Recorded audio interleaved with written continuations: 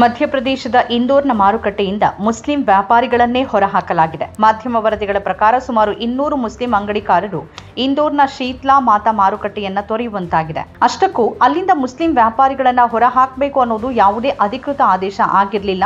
ಅಂಥದ್ದೊಂದು ಫರ್ಮಾನು ಹೊರಡಿಸಿದ ವ್ಯಕ್ತಿ ಶಾಸಕಿಯೊಬ್ಬರ ಮಗ. ಆದರೆ ಅದಾದ ಮೇಲೆ ಸರ್ಕಾರ ಏನ್ ಮಾಡಿತು? ಪೊಲೀಸರು ಏನ್ ಮಾಡಿದ್ರು? ಮುಸ್ಲಿಂ ವ್ಯಾಪಾರಿಗಳನ್ನ ಬಲವಂತವಾಗಿ ಹೊರಹಾಕಿದವರ ವಿರುದ್ಧ ಯಾವುದೇ ಕ್ರಮ ಕೈಗೊಳ್ಳಲಾಗಿದೆಯಾ? ಅವರ ವಿರುದ್ಧ ಎಫ್ಐಆರ್ ದಾಖಲಿಸಲಾಗಿದೆಯಾ? ಏಕಲವ್ಯ ಸಿಂಗ್ ಗೌಡ್ ಹೇಗೆ ಮುಸ್ಲಿಂ ಸಮುದಾಯದ ಜನರನ್ನ ಮಾರುಕಟ್ಟೆಯಿಂದ ಹೊರಹಾಕ್ತಿದ್ದಾರೆ ಮತ್ತು ಬಿಜೆಪಿ ಈ ಬಗ್ಗೆ ಯಾಕೆ ಮೌನವಾಗಿದೆ? ಆಗಸ್ಟ್ 25ರಂದು ಬಿಜೆಪಿ ಶಾಸಕಿ ಮಾಲಿನಿ ಗೌಡ್ ಅವರ ಪುತ್ರ ಏಕಲವ್ಯ ಸಿಂಗ್ ಗೌಡ್ ವ್ಯಾಪಾರಿಗಳೊಂದಿಗೆ ರಹಸ್ಯ ಸಭೆ ನಡೆಸಿದ್ದಾರೆ. ಆದ ಕಾರಣ ಈ ಪೋಸ್ಟರ್ಗಳನ್ನು ಹಾಕಲಾಗಿದೆ.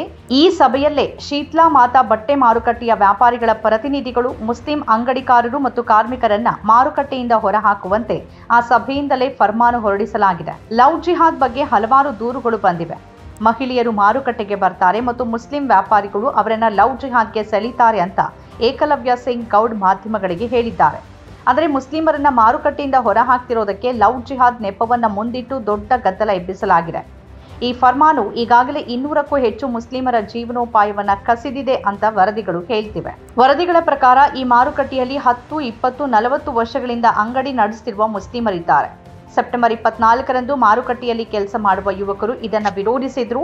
ಶೀತ್ಲಾ ಮಾತಾ ಮಾರುಕಟ್ಟೆಯ ಏಕತೆಯನ್ನ ನಾಶ ಮಾಡೋದ್ರಿಂದ ಏನ್ ಸಾಧಿಸ್ತೀರಿ ಅಂತ ಬರೆಯಲಾಗಿದ್ದ ಫಲಕಗಳನ್ನ ಅವರು ಪ್ರದರ್ಶಿಸಿದ್ರು. ಹಿಂದೂಗಳು ಮತ್ತು ಮುಸ್ಲಿಮರು ಪಾಲುದಾರಿಕೆಯಲ್ಲಿ ಅಂಗಡಿ ನಡೆಸುತ್ತಿರುವ ಉದಾಹರಣೆಗಳು ಇರುವ ಆ ಮಾರುಕಟ್ಟೆಯಲ್ಲಿ ಈಗ ಯಾರೋ ಬಂದು ಒಡಕು ಸೃಷ್ಟಿ ಮಾಡಿದಂತಾಗಿದೆ. 20 ವರ್ಷಗಳಿಂದ ಪಾಲುದಾರಿಕೆಯಲ್ಲಿ ಅಂಗಡಿ ನಡೆಸುತ್ತಿರುವ ಆದಿಲ್ ಮತ್ತು ಸುಖ್ವಿಂದರ್ ಅವರನ್ನ ಲವ್ ಜಿಹಾದ್ ಆರೋಪ ಮಾಡಿ ಹೀಗೆ ಹೊರಹಾಕಲಾಗ್ತಿದೆ.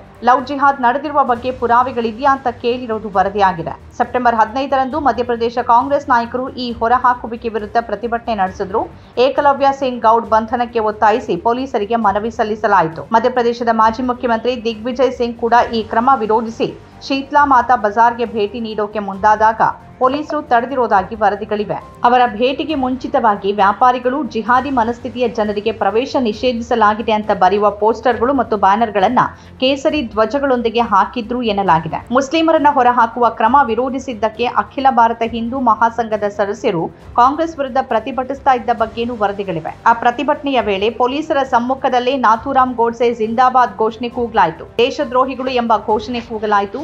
ದಿಗ್ವಿಜಯ್ ಸಿಂಗ್ ವಿರುದ್ಧವೂ ಘೋಷಣೆಗಳನ್ನ ಕೂಗಲಾಯಿತು.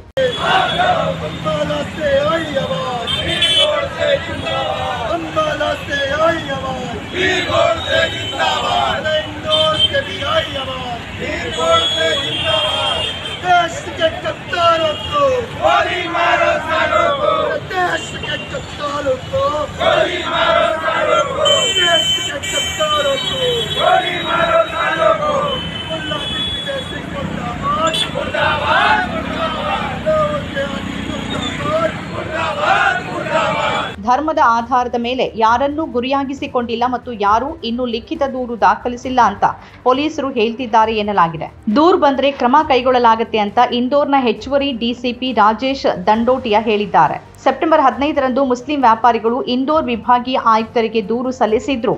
ಅದು ದೂರ ಅಲ್ಲ ಅಂತ ರಾಜೇಶ್ ದಂಡೋಟಿಯಾ ಹೇಳಿದ್ದಾರೆ. ಧರ್ಮದ ಆಧಾರದ ಮೇಲೆ ಯಾವುದೇ ಅಂಗಡಿಗಳನ್ನ ಖಾಲಿ ಮಾಡಲಾಗಿಲ್ಲ.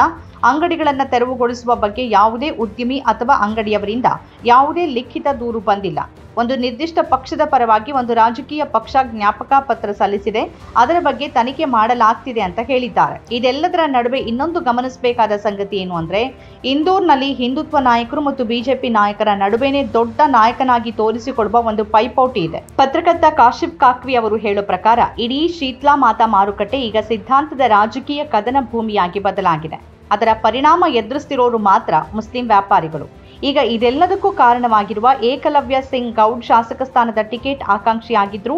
ಟಿಕೆಟ್ ಸಿಕ್ಕಿರಲಿಲ್ಲ. ಮೇಯರ್ ಟಿಕೆಟ್ಗಾಗಿ ಯತ್ನಿಸಿದ್ರೆ ಅದು ಸಿಗಲಿಲ್ಲ. ಈಗಿದು ಬಿಜೆಪಿಯೊಳಗಿನ ಆಂತರಿಕ ಯುದ್ಧವಾಗಿದ್ದು ಇದರಲ್ಲಿ ಮುಸ್ಲಿಮರು ಹೈರಾಣಾಗುವಂತಾಗಿದೆ. ಇದು ಅಂತಿಮವಾಗಿ ಮುಸ್ಲಿಂ ದ್ವೇಷವನ್ನ ಬಳಸಿ ತಮ್ಮ ತಮ್ಮ ಸ್ಥಾನ ಭದ್ರಪಡಿಸಿಕೊಳ್ಳುವ ಹಿಂದುತ್ವ ನಾಯಕರ ಆಟವಾಗಿದೆ. ನಮ್ಮ ಕಾರ್ಯಕ್ರಮಗಳನ್ನ ನೀವು ನೋಡ್ತಾ ಇದ್ರೆ ನಮ್ಮ ಚಾನೆಲ್ ಅನ್ನ ಸಬ್ಸ್ಕ್ರೈಬ್ ಮಾಡಿ, ಪಕ್ಕದ ಬೆಲ್ ಐಕಾನ್ ಒತ್ತಿ ನಮ್ಮನ್ನ ಬೆಂಬಲಿಸಿ. ಹಾಗೆ ನಮ್ಮ ಕಾರ್ಯಕ್ರಮಗಳನ್ನ ಲೈಕ್ ಮಾಡಿ, ಕಮೆಂಟ್ ಮಾಡಿ, ಅದನ್ನ ಬೇರೆಯವರಿಗೂ ವಾಟ್ಸ್ಆಪ್ ಮೂಲಕ ಶೇರ್ ಮಾಡಿ. ನೀವು ಹೀಗೆ ಮಾಡಿದಾಗ ನಮ್ಮ ಚಾನೆಲ್ ಇನ್ನಷ್ಟು ಮತ್ತಷ್ಟು ಜನರಿಗೆ ತಲುಪಲು ನೀವು ನಮ್ಮೊಂದಿಗೆ ಸಹಕರಿಸಿದ ಹಾಗಾಗುತ್ತೆ. ಇದು ನೀವು ಯಾವುದೇ ಖರ್ಚಿಲ್ಲದೆ ಕೆಲವೇ ಸೆಕೆಂಡುಗಳಲ್ಲಿ ನೀಡಬಹುದಾದ ಸಹಕಾರ. ಧನ್ಯವಾದಗಳು.